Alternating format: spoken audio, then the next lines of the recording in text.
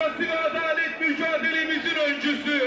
Istanbul کے mayor اور صدر اردوان کے ممکنہ صدارتی حریف اکرم اماموغلو کی گرفتاری کے بعد ملک بھر میں شدید مظاہرے ہو رہے ہیں۔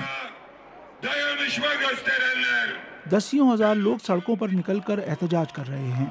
استنبول سمیت کئی شہروں میں لاکھوں لوگ سڑکوں پر نکل آئے۔ وہ نعرے لگا رہے تھے، اماموغلو تم اکیلے نہیں ہو، ہم سب گرفتار ہیں۔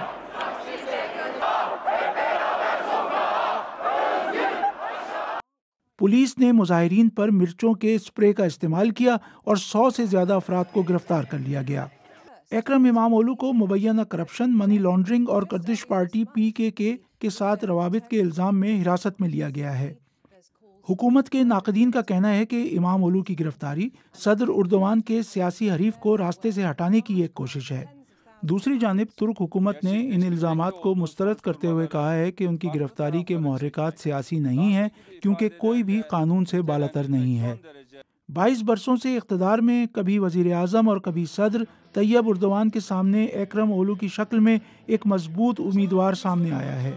اماموغلو نے سن 2019 میں استنبول کے میئر کے انتخاب میں صدر اردوان کی جماعت AKP کے امیدوار کو شکست دی، جو صدر اردوان کے لیے ایک بہت بڑا سیاسی دھچکا تھا۔ صدر طیب اردوان بھی سن 2003 میں وزیر اعظم بننے سے پہلے استنبول کے منتخب میئر تھے۔ اماموغلو نے حراست میں لیے جانے سے پہلے سوشل میڈیا پر ایک ویڈیو پیغام میں کہا کہ عوام کی آواز کو دبایا نہیں جا سکتا اور وہ جمہوریت اور انصاف کے لیے ثابت قدم رہیں گے۔